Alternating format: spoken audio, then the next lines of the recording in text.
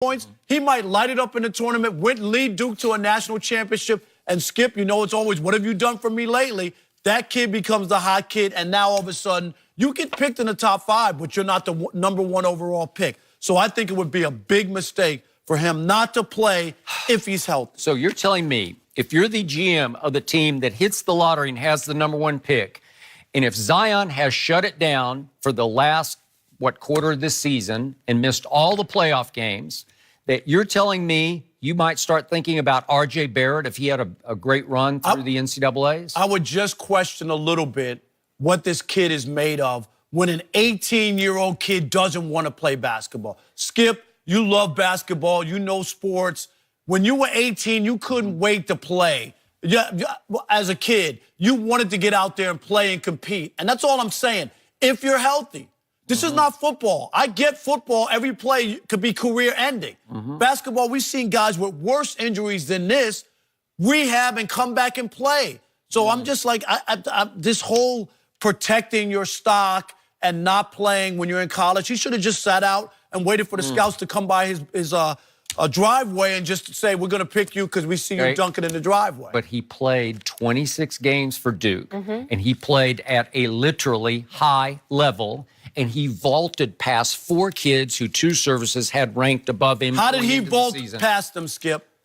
By playing. Okay. How can other guys vault past him? Hayes by in the bond. playing. He already did it, and we know he did it. And have you ever seen a 285-pounder who could jump as quickly and as explosively as this kid can? Well, if I'm a GM, I might say, how much is this going to cost me in sneakers during a regular season? Well, you might that say might be a deterrent. But do you realize how much tonnage is coming down, how hard from how high, when 285 pounds keep hitting the floor from way above the rim, where he's looking down on the rim when he does 360 reverse spin dunks in pregame warm-ups, as we saw last night? Do you know what the danger is, what the threat is to a knee? If it's tweaked right now and there's any hesitation on his part to come down full force on that, it's usually when you're trying to protect that the worst happens. Because so the first time he does it after he gets drafted in the NBA, and he does it in practice. So he doesn't do it up until he gets to the NBA, and then he winds up, God forbid, hurting himself then. Then what? If you're the GM, you go, maybe I should have made sure this guy played a little bit more before we just decided to put our franchise in his hands. And let's talk about R.J. Barrett for a second, because he has been highly, to me, unimpressive this year from what I thought he was going to be. Because, again, I've watched a whole lot of Duke, and I brought up yesterday when I was arguing with Chris Broussard about this, the Gonzaga game. He's the guy who wants to take all the shots, not Zion. RJ wants the basketball, and I love it because he's got, as they say, that dog in him. He wants to take and make the big shot. But is this an incentive, though, Skip, for him to up his end? Okay, but what happened for RJ against Gonzaga down the stretch, this is in the Maui Invitational, he shot the ball 5 times in the last minute and missed all 5 of them in a 2-point game, and it just didn't bode well. It didn't. If I'm a GM, or any personnel director, I'm saying, man, I'm not sure about that. So his stock starts to fall, and I'm not even sure at this point he's going to be the 2nd overall pick. And then last night, when Zion goes down, whatever it was, 37 seconds into the game, this was RJ's stage, man. You're at home against a legitimate contender, obviously. I'm not sure they're the 2nd best team in the ACC, but they're a legit top 10 and a big rivalry game. It's a big rivalry game. And it's in your house, and I know you're a freshman, so it's not really your house yet, but that was his time to rise and shine. That was Cam Reddish's night to rise and shine and say, we're good. We got this. But didn't especially you think RJ. The shell shock of it, though, because it was so quick. Because I'm with you, Skip. That shouldn't have been a blowout right away. The game had just started. So they could have collected themselves, especially after they saw Zion walk off. It wasn't like he was wheelchair. It wasn't. And all of a sudden, it was like RJ and Cam Reddish and all the rest of them had forgotten how to play defense, because all of a sudden, Carolina was scoring at will in the paint. What was it? 62 points? 32 of their first 39 points. This is in the first half. Came in the paint. And every time I looked up, there's a missed shot, an offensive rebound by Carolina, and somebody's just laying it in off the glass. What? was way too easy. RJ, where are you? And again, I know he's not a dominant post player. He's like 6'7". He and Zion are about, I think he's probably an inch taller than Zion. But again, you got to play bigger than that against Carolina. And Luke May is a senior, so he's been around, and he's a veteran college basketball player, but he just took the game over. And RJ winds up with 33 points. And when I looked at the box score after the game, I said, he had 33? Because I can't remember 2 of them. Seriously, because they were the quietest 33 points I can ever remember. Duke made a little run at the end of the first half, and it looked like they might cut it down to 5, 6, 7 at halftime, and all of a sudden there's a flurry by Carolina, and it's a 10-point game at halftime, and then it just went crazy in the second half.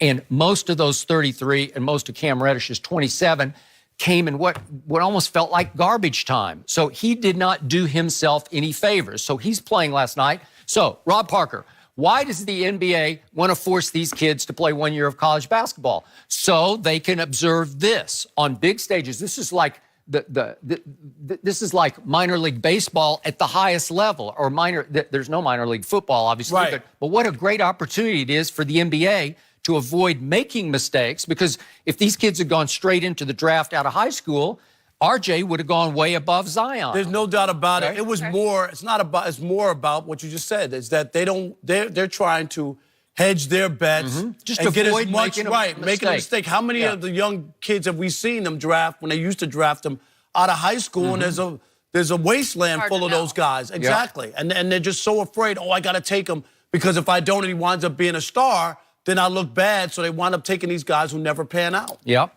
So Zion off last night, playing only 33 seconds because that happened with our former President Obama in the front row. Was he asking for a refund? I saw him I don't know if he would have paid for Did he his want a ticket. I refund? feel like he might have gotten in for free. Blew out his shoe. Yeah. Right? I thought it was a refund. I probably would have asked. And guess who else showed up last night? Spike Lee showed up, and I'm sure he is dreaming of Zion in a Knicks uniform. I'm assuming that would be one reason Somebody he would be else was there. I saw it right after Spike. There was a lot of... Okay. So Zion... Ken Griffey Jr. Did he you was see there. him? I saw him. That's who Looked good. Looked good. He looked good. He had All lost of them weight, looked too. good. Yeah. Obama looked great. Yeah. What it does you wonders to get out of. Oh yeah, out of a pressure cooker. Absolutely. I got you. Look great. So with all those celebrities there, with the tickets Super Bowl priced, it was just, it felt like a postseason game, obviously.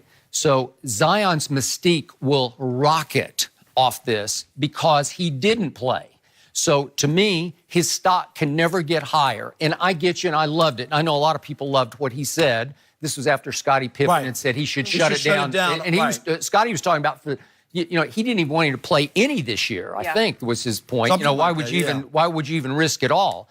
Well, to me, now, I love what he said, but now it's just not smart anymore, Rob. You have to have somebody to save you from yourself, because his style of basketball is risky enough already that and we need to find out just how bad his knee is, and I'm not sure they're... So would that make him attractive to a GM? If you're telling me his style is risky because he's a big guy and the moves that he makes, now I'm starting to be afraid. Should I draft him? Is this going to be, is this a precursor to what's going to happen as he moves forward? His stepfather and his mother should come out. If he's going to shut it down, they should take the burden of this. They should say it's our decision. Right, they should not say, his. we decided that in his best interest, we're advising him, you should not play anymore. So you admit that if he says it, it looks a little worse than if it's the parents? I don't know. I don't know if it should be the parents. Rob, either, how can you hurt your stock now? No, I get that, but I just don't understand how a guy who could win a national championship,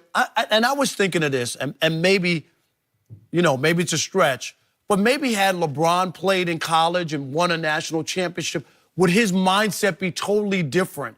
Because he came in and he didn't win and wanted to win. But say if Zion, if he wins a national championship with Duke, I think as you go to the next level, it changes your mentality. You come in with this confidence. Sure. You're not trying to prove anything. I agree People with saying that you're not a winner. Do you know what I mean? Well, that's why I told because you won on that level. That's why I told you earlier, could it benefit him to just experience what it feels like? Because there's no greater minor league sport than college basketball, right? Because 100%. We're all watching.